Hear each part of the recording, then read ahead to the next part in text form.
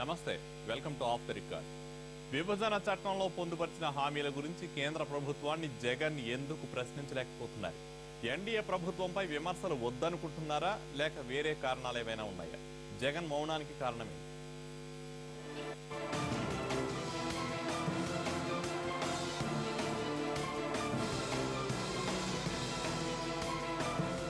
ఆంధ్రప్రదేశ్ రాష్ట్రానికి ప్రత్యేక హోదా దగ్గర నుంచి విభజన చట్టంలో ఇచ్చిన హామీల వరకు ఒక్క అడుగు ముందుకు పట్టలేదు.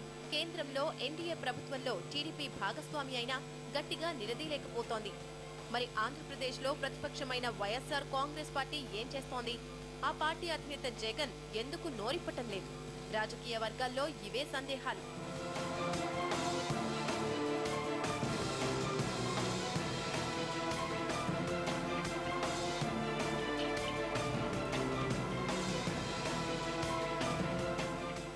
లోకి వెళ్తే యూపీఏ ప్రభుత్వంపై అనేక సార్లు విరుచుకుపడ్డారు జగన్. నేషనల్ మీడియాను పిలిచి మరీ ఆరోపణలు చేసిన సందర్భాలు అనేకం ఉన్నాయి. మరి ఇప్పుడేమైంది? విభజన చట్టంలోని నీటి వాటాలు, విద్యుత్ పంపకాలు, ప్రత్యేక హోదా, ప్రత్యేక ఆర్థిక ప్యాకేజీ, రాయితీ లాంటి అంశాలేవి పట్టాలెక్కలేదు. వీటిపై రాష్ట్ర ప్రభుత్వాన్ని నిందిస్తున్న జగన్ కేంద్ర ప్రభుత్వాన్ని మాత్రం వేలెత్తి చూపటం లేదు. ఒక్క మాట కూడా అనటం లేదు. ప్రభుత్వాలు మారగానే జగన్ వైఖరిలో కూడా అకస్మాత్తుగా మార్పు వచ్చిందని అనుకుంటున్నాయి పార్టీ వర్గాలు. కేసుల నుంచి బయటపడాలంటే కేంద్రంలో కాంగ్రెస్ అధికారంలోకి రావాలనుకున్నారట జగన్. కానీ ఆయన అంచనా తప్పింది.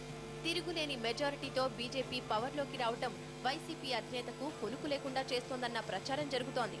దీంతో బీజేపీ విషయంలో ఎలాంటి స్టాండ్ తీసుకోవాలన్న దానిపై ఇంకా ఓ క్లారిటీకి రాలేదట.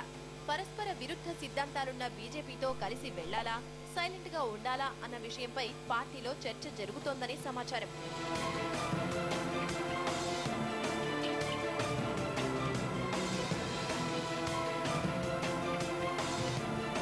ప్రస్తుతం జగన్ పై ఉన్న ఛార్జ్ షీట్ల నుంచి బయటపడాలంటే కేంద్ర ప్రభుత్వంతో సర్దుకుపోక తప్పని పరిస్థితి అన్న వాదన వినిపిస్తోంది. స్నేహపూర్వకంగా లేకున్నా ఘర్షణాత్మక వైఖరి అసలు మంచిది కాదన్న చర్చ వైసీపీ నేతల్లో జరుగుతోంది. లోక్సభలో ఫుల్ మెజారిటీ ఉన్న మోడీ సర్కార్కు వైసీపీ ఎంపీల అవసరం ఏమాత్రం లేదు. ఏపీలో బలపడాలనుకుంటున్న బీజేపీకి పరోక్షంగా మద్దతు తెలిపి స్నేహపూర్వకంగా మసులుకోవటమే జగన్ ముందున్న బెటర్ ఆప్షన్ అన్న గుసగుసలు ఆ పార్టీలోనే వినిపిస్తున్నాయి.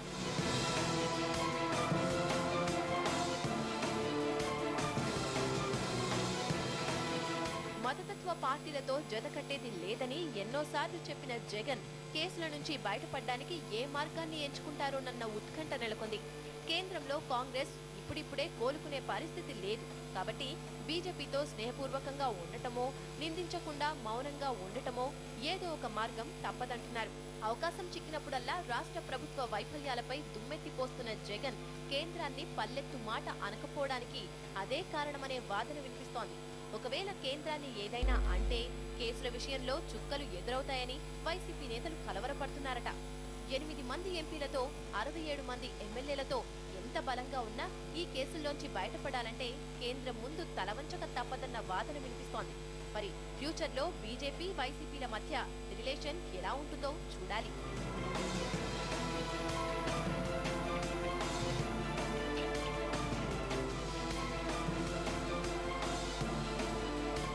ఆంధ్రప్రదేశ్ లో ఒక్కటంటే ఒక్క సీటు కూడా రాని కాంగ్రెస్ విభజన హామీలు నెరవేర్చాలంటూ కేంద్రంపై వార్ ప్రకటించింది. 1 కోటి సంతకాలతో ఎన్డీఏ సర్కార్పై ఒత్తిడి తీసుకురావాలనుకుంటోంది.